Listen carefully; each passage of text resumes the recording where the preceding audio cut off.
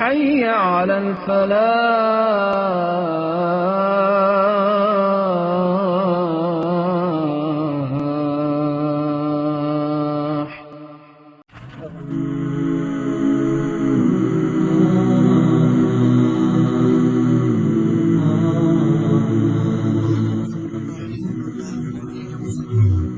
آج ہم بات کریں گے قرآن کی آخری سورۃ الناس کی۔ یہ صرف ایک دعا نہیں ہے بلکہ یہ ایک روحانی اور نفسیاتی ڈھال ہے، ایک ایسے پوشیدہ دشمن کے خلاف جس کا سامنا ہم سب کو ہوتا ہے۔ آئیے اس کے پیغام کو سمجھنے کی کوشش کرتے ہیں۔ کبھی ایسا محسوس ہوا ہے کہ ذہن میں کوئی ایسا خیال آیا جو اپنا لگ ہی نہیں رہا؟ کوئی منفی سوچ، کوئی پریشان کن بات جسے ہم وسوسہ کہتے ہیں؟ بس یہی وہ انسانی تجربہ ہے جہاں سے اس سورت کا آغاز ہوتا ہے۔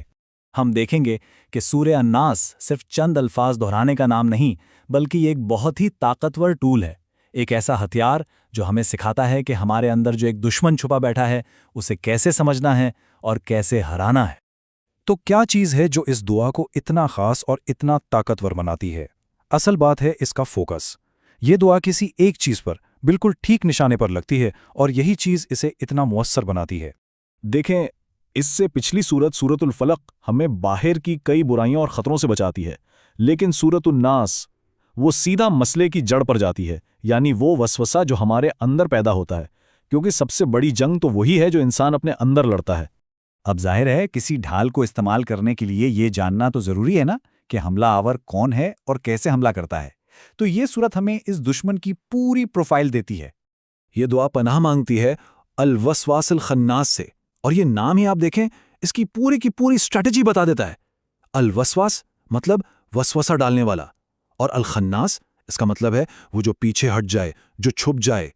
تو اس کا طریقہ کیا ہے؟ لفظ خناس پر غور کریں، جس کا مطلب ہے پیچھے ہٹ جانا۔ یہی اس کی سب سے بڑی چال ہے۔ وہ آتا ہے ورغلاتا ہے، برائی کو بہت اچھا بنا کر دکھاتا ہے، اور جیسے ہی انسان اس کے جال میں پھنستا ہے وہ پیچھے ہٹ جاتا ہے، اسے اکیلا چھوڑ دیتا ہے کہ اب بھگتو۔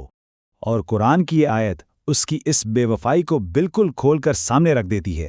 دیکھیں، وہ صاف کہہ دیتا ہے کہ میرا تم سے کوئی لینا دینا نہیں، میں تو اللہ سے ڈرتا ہوں۔ مطلب عین وقت پر دھوکہ دے جاتا ہے جب اس کے شکار کو سب سے زیادہ اس کی ضرورت ہوتی ہے۔ اچھا، تو خطرہ تو سمجھ میں آ گیا، اب اس کا حل کیا ہے؟ اگر حملہ آور اتنا شاطر ہے تو یہ سورت ہمیں اس سے بچنے کے لیے کیا دفاعی نظام دیتی ہے؟ یہ سورت ہمیں ایک طرح کی 3 لیئرڈ شیلڈ، ایک تہری ڈھال دیتی ہے۔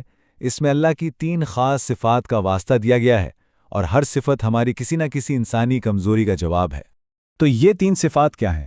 رب الناس یعنی تمام انسانوں کا پالنے والا، ملک الناس یعنی انسانوں کا حقیقی بادشاہ جس کا اختیار سب سے اوپر ہے، اور الہ الناس یعنی انسانوں کا معبود جس کی عبادت کی جانی چاہیے۔ جب ان تینوں حقیقتوں کو تسلیم کر لیا جاتا ہے تو وسوسے کے داخل ہونے کے سارے دروازے خود بخود بند ہو جاتے ہیں۔ لیکن بات یہاں ختم نہیں ہوتی۔ یہ سورت ہمیں بتاتی ہے کہ یہ خطرہ صرف کسی ایک اندیکھی مخلوق کا نہیں ہے، اس کا دائرہ اس سے کہیں زیادہ بڑا ہے۔ اور یہ بہت ہی اہم نکتہ ہے، اس دشمن کی اصل طاقت کیا ہے؟ کیا وہ ہمیں زبردستی کچھ کروا سکتا ہے؟ نہیں، بالکل نہیں۔ اس کا واحد ہتھیار ہے تجویز، بس ایک خیال، ایک سرگوشی جو وہ ہمارے دماغ میں ڈال دیتا ہے۔ تو پھر یہ وسوسہ ڈالنے والے ہیں کون؟ سورت آخر میں اس راز سے پردہ اٹھاتی ہے کہ یہ شیطان کوئی ایک مخلوق نہیں بلکہ کوئی بھی ہو سکتا ہے، جنوں میں سے بھی اور خود انسانوں میں سے بھی، یعنی ہر وہ شخص یا قوت جو برائی کا مشورہ دیتی ہے وہ اسی کیٹیگری میں آتی ہے۔ تو اس ساری بات کا نچوڑ کیا ہے؟ سورۃ الناس کا اصل سبق کیا ہے؟ اور یہ ہماری زندگیوں کے لیے اتنی اہم کیوں ہے؟ وہ یہ ہے کہ اصل لڑائی کہیں باہر نہیں لڑی جا رہی، اصل میدان جنگ ہر انسان کا اپنا دل ہے۔ یہ دعا ایک طرح سے ہمیں ہوشیار کرتی ہے اور ہمارے دل کو ایک قلعہ بناتی ہے ان وسوسوں کے خلاف، چاہے وہ کہیں سے بھی آ رہے ہوں۔ اور آخر میں یہ سورت ہمیں ایک بہت گہرے سوال پر چھوڑ دیتی ہے۔ اگر وسوسہ ڈالنے والے کی کل طاقت صرف ایک تجویز دینا ہے تو پھر ہماری طاقت کیا ہے؟ یعنی یہ پوری جنگ طاقت کی نہیں بلکہ اثر و رسوخ کی ہے، اور یہ بات ہماری اپنی مرضی اور ہمارے انتخاب کی طاقت کو بہت بڑا بنا دیتی ہے۔